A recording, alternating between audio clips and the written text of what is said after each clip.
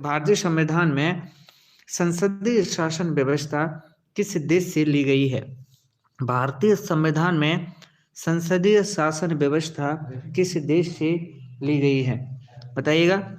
बहुत ही महत्वपूर्ण प्रश्न है, वेरी वेरी मोस्ट इंपॉर्टेंट प्रश्न है कि किस देश से जो है संसदीय शासन व्यवस्था ली गई है।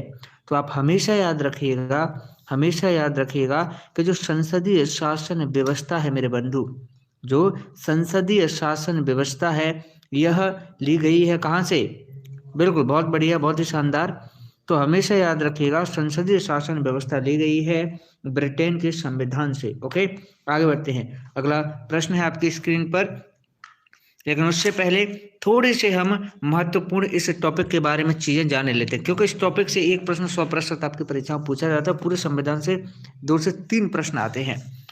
तो भारतीय संविधान में संसदीय शासन व्यवस्था जो है ब्रिटेन के संविधान से ली गई है, और संसदीय शासन का उद्भव कहाँ? ब्रिटेन में ही हुआ था। इसीलिए ब्रिटेन की संसद को क्या है? संसद की माँ कहा जाता है, मदर ऑफ ऑल पार्लियामेंट्स कहा जाता है। ओके, कभी भी प्रश्न बन जाए संसद की माँ या मदर ऑफ पार्लियामेंट्स किसे कहा जाता है, तो बंधु मेरे ब्रिटेन की संसद को संसद की माँ या मदर ऑफ ऑल पार्लियामेंट्स कहा जाता है। ओके, आगे बढ़ते हैं अगले प्रश्न की ओर। अब देखिएगा, अगला प्रश्न है कि लोकसभा के निर्वाचित सदस्यों की अधिकतम संख्या कितनी है? लोकसभा के निर्वाचित सदस्यों की अधिकतम संख्या कितनी है? तो हमेशा याद रखिएगा, लोकसभा के सदस्यों की अधिकतम संख्या, निर्वाचित सदस्यों की अधिकतम संख्या 550 है। कितनी है? 550 अधिकतम संख्या होती है मेरे बंधु। विकल्प डी इसका सही जवाब है। संजय, 530 नहीं 550 होती है। कितनी? निर्वाचित सदस्यों की संख्या कितनी है? 550 है। अब देखिएगा, पूरा डिटेल में जान लीजिएगा, जिसको कंफ्यूजन हो। देखो, संविधान के अनुच्छेद 81 के अनुसार, कौन से? संविधान के अनुच्छेद 81 के अनुसार लोकसभा की अधिकतम संख्या तो 552 होती है। कितनी? 552 होती है। लेकिन जिसमें लोकसभा के निर्वाचित सदस्यों की संख्या कितनी है? 550 होती है। ओके, 550 निर्वाचित सदस्यों की संख्या होती है, जिसमें राज्यों से 530 सदस्य, केंद्र शासित क्षेत्रों से 20 सदस्य और हो सकते हैं। लेकिन वर्तमान में निर्वाचित सदस्यों की संख्या कितनी है? 543 है, जिसमें से 530 सदस्य राज्यों से हैं और 13 केंद्र शासित प्रदेश क्षेत्रों से हैं। ओके, आगे बढ़ते हैं। अगला प्रश्न है, लेकिन अगर प्रश्न जैसे प्रश्न पूछेगा उसी हिसाब से हमें आंसर देना पड़ेगा। वर्तमान निर्वाचित कितने हैं? 543।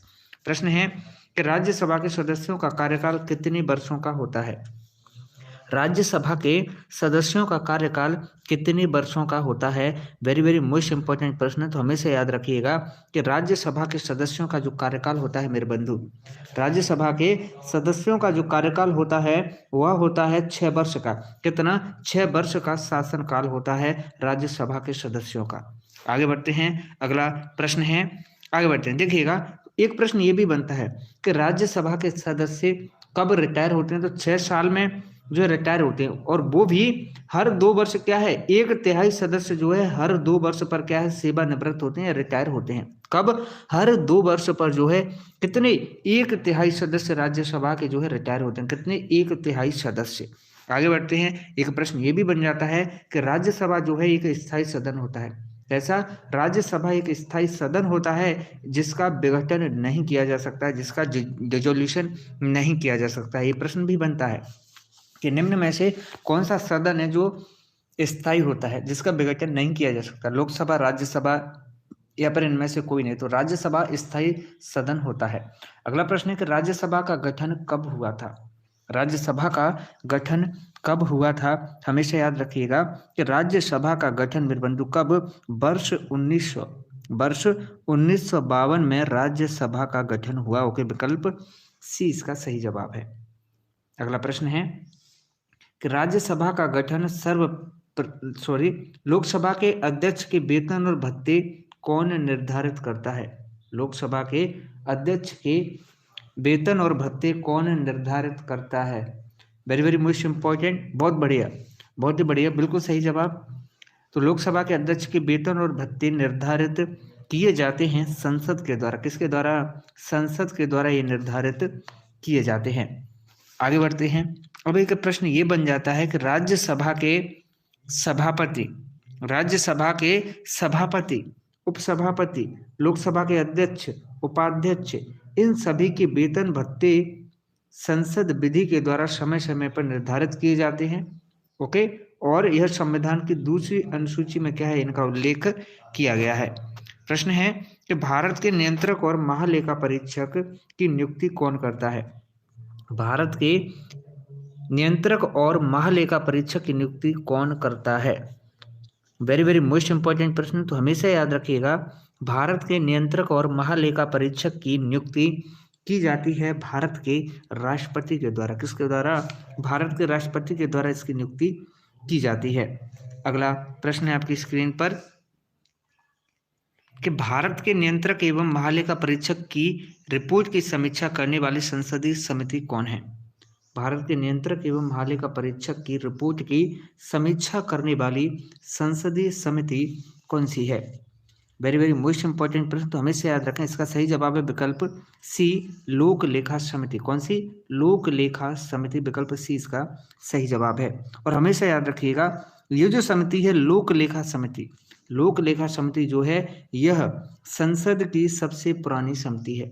लोक लेखा समिति संसद की सबसे पुरानी समिति है मेरे बंधु। कैसी है? संसद की सबसे पुरानी समिति है। इसका गठन वर्ष 1921 में किया गया। कब? वर्ष 1921 में इसका गठन किया गया। और इस लोक लेखा समिति में कुल 22 सदस्य होते हैं, जिसमें से 15 सदस्य लोकसभा से और 7 सदस्य राज्यसभा से शामिल किए जाते हैं। ओके, तो क्या क्या चीजें महत्वपूर्ण हो जाती हैं कि लोक लेखा समिति संसद की सबसे पुरानी समिति है, जिसकी स्थापना, जिसका गठन 1921 में किया गया। इसमें कुल 22 सदस्य होते हैं, जिसमें से 15 लोकसभा से और 7 राज्यसभा से शामिल किए जाते हैं। प्रश्न है कि किस सदन का अध्यक्ष उस सदन का सदस्य नहीं होता है? कौन से सदन का अध्यक्ष है जो कि उस सदन का सदस्य नहीं होता है?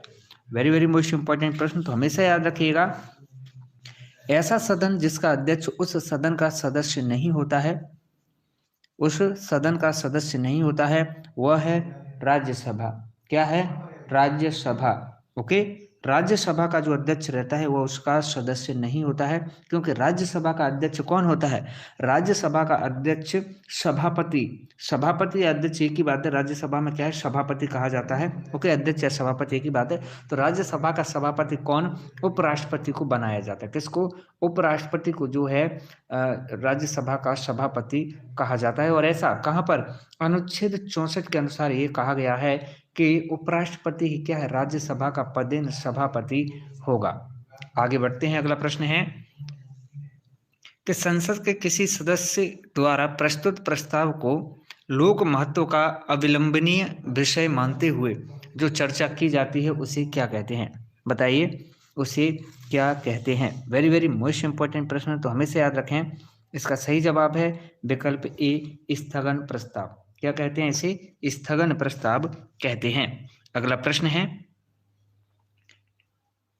कि मंत्रिपरिषद में कौन शामिल नहीं है? निम्न में से कौन मंत्रिपरिषद में शामिल नहीं है? सबसे पहला विकल्प है कैबिनेट मंत्री, या फिर राज्य मंत्री, या फिर कैबिनेट सचिव, या फिर स्वतंत्र प्रभार मंत्री। तो बंधु इसका सही जवाब क्या होगा कि मंत्रिपरिषद में शामिल कौन नहीं है? तो हमेशा याद रखिएगा, मंत्रिपरिषद में शामिल नहीं है मेरे बंधु कौन? कैबिनेट सचिव। ओके, कैबिनेट सचिव जो है मंत्रिपरिषद में शामिल नहीं है। अगला प्रश्न है कि निम्न में से कौन सा संसद से संबंधित नहीं है? निम्न में से कौन सा संसद से संबंधित नहीं है? वेरी वेरी मोस्ट इंपॉर्टेंट प्रश्न, तो हमेशा याद रखिएगा, इनमें संसद से संबंधित नहीं है बर्खास्त करना। ओके, बर्खास्त करना भारत की संसदीय शब्दावली से संबंधित नहीं है। अगला प्रश्न है कि अनुच्छेद 108 के अंतर्गत लोकसभा और राज्यसभा की संयुक्त बैठक आहूत किसके द्वारा की जाती है? अनुच्छेद 108 के अंतर्गत लोकसभा और राज्यसभा की जो संयुक्त बैठक का आयोजन किया जाता है, जो संयुक्त बैठक बुलाई जाती है, ये अनुच्छेद 108 के अंतर्गत की जाती है। किसके द्वारा? तो बंधु इसका सही जवाब है कि यह किसके द्वारा? तो यह मेरे बंधु किसके द्वारा? राष्ट्रपति के द्वारा जो है आहूत किया जाती है या बुलाई जाती है ये बैठक। ओके, दोनों सदनों की संयुक्त बैठक। अगला प्रश्न है और ये जो संयुक्त अधिवेशन रहता है, जो संयुक्त बैठक रहती है, इसकी अध्यक्षता कौन करता है? तो इसकी अध्यक्षता लोकसभा का अध्यक्ष करता है। कौन? लोकसभा का अध्यक्ष जो है इसकी अध्यक्षता करता है। ओके, आगे बढ़ते हैं। अगले प्रश्न की ओर। अगला प्रश्न है कि संसद की लोक लेखा समिति का अध्यक्ष किसे नियुक्त किया जाता है? संसद की लोक लेखा समिति का अध्यक्ष किसे नियुक्त किया जाता है? वेरी वेरी मोस्ट इंपॉर्टेंट प्रश्न, तो हमेशा याद रखिएगा। संसद की लोक लेखा समिति का अध्यक्ष नियुक्त किया जाता है लोकसभा अध्यक्ष को। ओके, लोकसभा अध्यक्ष के द्वारा जो है लोक लेखा समिति का अध्यक्ष नियुक्त किया जाता है। आगे बढ़ते हैं। अगला प्रश्न है कि संसदीय सरकार की एक प्रमुख विशेषता क्या है? संसदीय सरकार की एक प्रमुख विशेषता क्या है? वेरी वेरी मोस्ट इंपॉर्टेंट प्रश्न, तो हमेशा याद रखिएगा कि संसदीय सरकार की एक प्रमुख विशेषता है, संसदीय सरकार की एक प्रमुख विशेषता है क्या? कि बंधु, यह संसद के प्रति मंत्रिपरिषद सामूहिक रूप से उत्तरदायी होती है। ओके, विकल्प डी इसका सही जवाब है। अगला प्रश्न है कि राज्यसभा का उपसभापति किसे चुना जाता है? राज्यसभा का उपसभापति किसे चुना जाता है? वेरी वेरी मोस्ट इंपॉर्टेंट प्रश्न, तो हमेशा याद रखिएगा। राज्यसभा का उपसभापति, क्या? राज्यसभा का उपसभापति चुना जाता है किसी भी व्यक्ति को जो उस समय राज्यसभा का सदस्य हो, जो उस समय राज्यसभा का सदस्य हो। आगे बढ़ते हैं। अगला प्रश्न है, केंद्रीय विधानमंडल का अध्यक्ष बनने वाले पहले भारतीय कौन थे? केंद्रीय विधानमंडल के अध्यक्ष बनने वाले पहले भारतीय कौन थे? वेरी वेरी मोस्ट इंपॉर्टेंट प्रश्न, बताइएगा। केंद्रीय विधानमंडल के अध्यक्ष बनने वाले पहले भारतीय कौन थे? वेरी वेरी मोस्ट इंपॉर्टेंट प्रश्न, तो हमेशा याद रखिएगा। केंद्रीय विधानमंडल के अध्यक्ष बनने वाले पहले भारतीय कौन थे मेरे बंधु? तो इसका सही जवाब है विट्ठल भाई पटेल। ओके, विट्ठल भाई पटेल केंद्रीय विधानमंडल के अध्यक्ष बनने वाले पहले भारतीय थे। अगला प्रश्न है, यदि संसद किसी विशिष्ट उद्देश्य के लिए कोई समिति नियुक्त करे तो उसे क्या कहते हैं? बताइए। यदि संसद किसी विशिष्ट उद्देश्य के लिए कोई समिति नियुक्त करे तो उसे क्या कहते हैं? वेरी वेरी मोस्ट इंपॉर्टेंट प्रश्न, तो हमेशा याद रखिएगा। अगर संसद किसी विशिष्ट उद्देश्य के लिए कोई समिति नियुक्त करे तो उसे बंधु मेरे तदर्थ समिति कहते हैं। कौन सी? तदर्थ समिति उसे कहते हैं। प्रश्न है कि निम्न में से कौन सा प्रस्ताव है जो कि संघीय बजट से संबंधित है? कौन सा प्रस्ताव है जो संघीय बजट से संबंधित है? वेरी वेरी मोस्ट इंपॉर्टेंट प्रश्न, तो हमेशा याद रखिएगा। संघीय बजट से संबंधित है बंधु कौन सा? कटौती प्रस्ताव। कौन सा? कटौती प्रस्ताव जो है संघीय बजट से संबंधित है। अगला प्रश्न है, लोकसभा की कार्यवाही आयोजित करने के लिए अपेक्षित गणपूर्ति या कोरम क्या है? लोकसभा की कार्यवाही को आयोजित करने के लिए कम से कम कितने लोग होने चाहिए, कितने सदस्य होने चाहिए? सीधे से ये प्रश्न है, तो भाई 1/10वां भाग। कितने? 1/10वां भाग होना चाहिए। अगला प्रश्न है कि निम्नलिखित में से कौन सा अनुच्छेद संसद को राज्य सूची के विषय पर कानून बनाने का अधिकार देता है? कौन सा अनुच्छेद है जो संसद को राज्य सूची के विषय पर कानून बनाने का अधिकार देता है? तो बंधु ऐसा अनुच्छेद जो संसद को राज्य सूची के विषय पर कानून बनाने का अधिकार देता है वह है अनुच्छेद 249। 249 कहता है कि केंद्र को या फिर क्या है, संसद को जो है राज्य सूची के विषय में कानून बनाने का अधिकार है। आगे बढ़ते हैं। लेकिन राज्यसभा अपने उपस्थित और मत देने वाले सदस्यों के 2/3 बहुमत से यह प्रस्ताव पारित कर दे कि राज्य सूची का कोई विषय क्या है, राष्ट्रीय महत्व का है, तब संसद उस पर क्या है, कानून बना सकती है। ओके, 2/3 बहुमत होना चाहिए उपस्थित सदस्यों का, और वो कहें कि ये राष्ट्रीय महत्व का जो है कोई भी मुद्दा है, तो इस पर क्या है, आप जो है कानून बना सकते हो। प्रश्न है, भारत के संसदीय शासन व्यवस्था में 2 अस्थायी सदनों के नाम बताइएगा। संसदीय शासन व्यवस्था, कौन सी? संसदीय शासन व्यवस्था में 2 अस्थायी सदनों के नाम बताइएगा। इसका सही जवाब है विकल्प डी, लोकसभा और राज्यों की विधानसभाएं। ओके, दो अस्थायी सदन है, लोकसभा अस्थायी होती है और राज्यों की विधानसभाएं अस्थायी होती हैं। अब इसमें देखो यहाँ पर राज्यसभा दी है, लेकिन राज्यसभा तो भैया स्थायी क्या है, सदन है। ओके, स्थायी है। और फिर विधान परिषद भी स्थायी सदन होता है, कभी भी विघटित नहीं होते, ना तो विधान परिषद और ना ही राज्यसभा। आगे बढ़ते हैं। प्रश्न है कि एक वर्ष में संसद की कम से कम कितनी बैठकें आवश्यक हैं? एक वर्ष में संसद की कम से कम कितनी बैठकें होना जरूरी है, बताइएगा। वेरी वेरी मोस्ट इंपॉर्टेंट प्रश्न, तो हमेशा याद रखिएगा, एक वर्ष में संसद की कम से कम 2 बैठकें होना बहुत जरूरी है। और दोनों बैठकों के अंदर जो अंतराल रहता है ना, जो दोनों बैठकों के बीच में जो गैप रहता है, वो 6 महीने से 6 माह से ज्यादा का नहीं होना चाहिए। ओके, माने 6 महीने के अंदर अंदर क्या है, बैठक करानी ही पड़ेगी। अगला प्रश्न है कि भारत में किसकी स्वीकृति के बिना कोई भी सरकारी व्यय नहीं किया जा सकता? किसकी स्वीकृति के बिना कोई भी सरकारी व्यय नहीं किया जा सकता? तो इसका सही जवाब है कि संसद। ओके, संसद की स्वीकृति के बिना कोई भी व्यय नहीं किया जा सकता। अगला प्रश्न है, करों और सरकारी कार्यों के निर्वाह से केंद्र सरकार को प्राप्त संपूर्ण राजस्व किस निधि में रखा जाता है? टैक्स से और सरकारी कार्यों के निर्वाह से केंद्र सरकार को जितना भी राजस्व प्राप्त होता है ना, वह किस निधि में रखा जाता है? तो इसका सही जवाब है कि यह रखा जाता है भारत की संचित निधि में। किधर? भारत की संचित निधि में रखा जाता है। अगला प्रश्न है, निम्नलिखित में से कौन सा एक कथन यहाँ पर सत्य है? चलिए ये छोड़िएगा। अगला प्रश्न है, निम्न में से कौन सा एक व्यय है जो भारत की संचित निधि पर भारित नहीं होता है? कौन सा व्यय है जो भारत की संचित निधि पर भारित नहीं होता है? सबसे पहला विकल्प है कि भारत के मुख्य न्यायाधीश के वेतन और भत्ते, या फिर भारत के नियंत्रक और महालेखा परीक्षक के वेतन भत्ते। भाई ये तो दोनों भारत रहते हैं। फिर है भारत के प्रधानमंत्री के वेतन और भत्ते, ये भारत के संचित निधि पर भारत नहीं होते हैं। बिल्कुल, तो भाई ये बिल्कुल सही है कि भारत के पीएम के वेतन और भत्ते जो है कहाँ, भारत की संचित निधि पर भारत नहीं होते हैं। बिल्कुल सही जवाब है। ओके, और संघ लोक सेवा के अध्यक्ष के वेतन भत्ते भी कहाँ पर, भारत की संचित निधि पर ही भारत होते हैं। अगला प्रश्न है, अब देखिएगा, भारत की संचित निधि पर किस किस के जो है व्यय भारत रहते हैं वो देख लीजिएगा।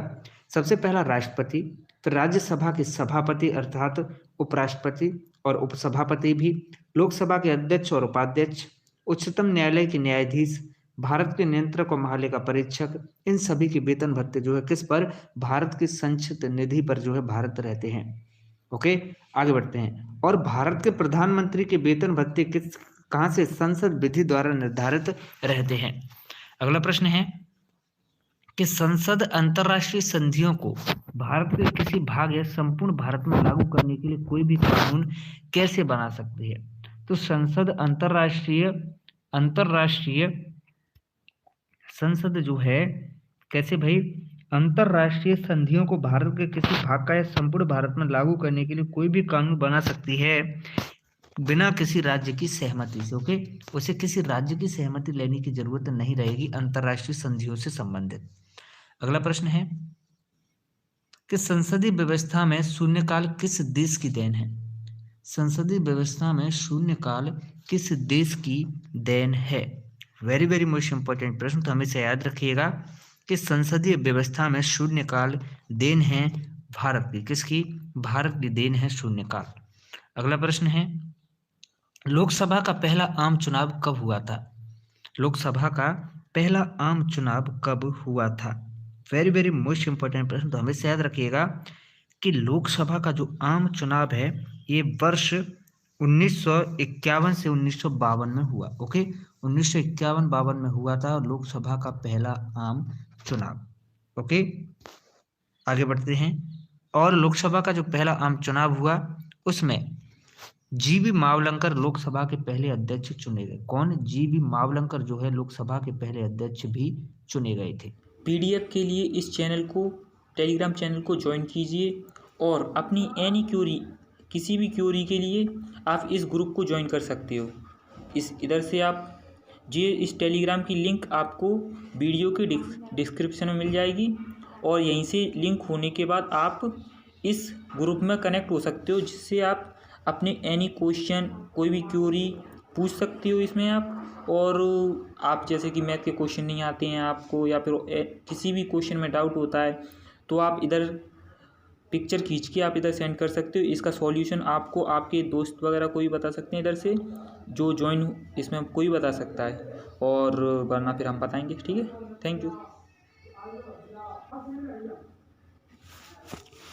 इस टेलीग्राम चैनल को ज़रूर ज्वाइन कीजिएगा। ठीक है, आप टेलीग्राम में ये भी लिख सकते हो MP पुलिस फुल सिलेबस, तो आप ज्वाइन हो जाओगे इस टेलीग्राम चैनल से। Thank you.